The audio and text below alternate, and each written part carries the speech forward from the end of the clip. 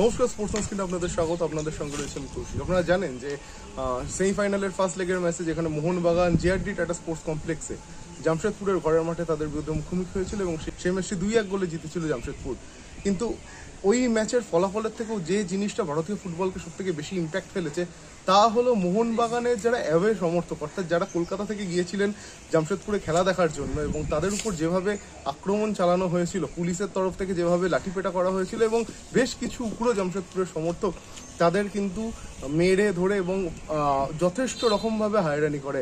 একজনের মাথা পর্যন্ত ফেটে যায়, দীর্ঘক্ষণ হসপিটালে তাকে ভর্তি রাখা হয়।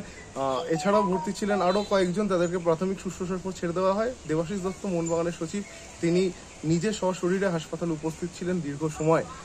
মোহনবাগান অন্তঃপ্রাণ এই মানুষগুলো সারা দিন সারা বছর বাঁচেন এই একটা ক্লাবকে অবলম্বন করে, যাদের রং সবুজ মেরুন। শুধু মোহনবাগান নয়, মোহামেডান কিংবা ইস্টবেঙ্গলের যারা সমর্থক, তাদেরও কিন্তু জীবনের চালিকা শক্তি তাদের দুই প্রধান ক্লাব। ফলে তিন প্রধানেরই যারা সমর্থক রয়েছেন তারা কিন্তু জীবনে বাঁচার রসদ পান তাদের প্রিয় ক্লাবকে সামনে রেখে। কারণ বাঙালির আবেগে ফুটবল, বাঙালির পায়ে ফুটবল। এই ফুটবলকে কেন্দ্র করে যারা বেঁচে থাকেন, যারা কাজ কামাই করে ছেলেকে চিতায় তুলে দিয়ে এসে বাবার শ্রাদ্ধের পর মাঠে এসে গ্যালারি ভরান, সেই সকল মানুষরাই কিন্তু ভারতীয় ফুটবলকে বাঁচিয়ে রেখেছেন।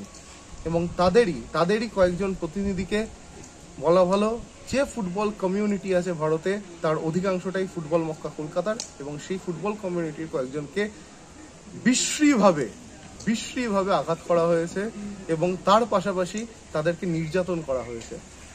মোহনবাগান ক্লাব ম্যাচের পরই তাদের স্টেটমেন্ট জানিয়েছিল অফিসিয়াল, এর বিরুদ্ধে প্রতিবাদ জানিয়ে তারা জানিয়েছে এই পুরো বিষয়টা তারা এফএসডিএল এবং এএফএফ এর কাছে তুলে ধরবে। তবে তার আগে ফিফথ লিগের যে ম্যাচ, যেটি আগামীকাল সোমবার জোরভারতী ক্রীড়াঙ্গনে রয়েছে, তার আগে অসাধারণ একটা জেস্টার দেখালো মোহনবাগান সুপার জায়েন্ট। যে 5 জন আহত হয়েছিলেন জামশেদপুরের এই হুলিগানিজমের কারণে, তাদেরকে ফুল দিয়ে স্বাগত জানানো হয় এবং প্রত্যেকের হাতে তুলে দেওয়া হয় ভিআইপি টিকিট।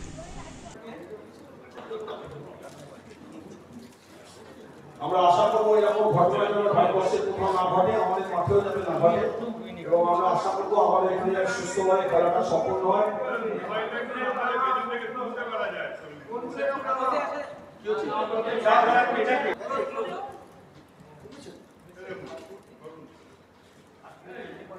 এটা সমর্থকদের প্রতি আমাদের সম্মান জানানো এবং তাদের সুস্থতা কামনা করছি আমরা।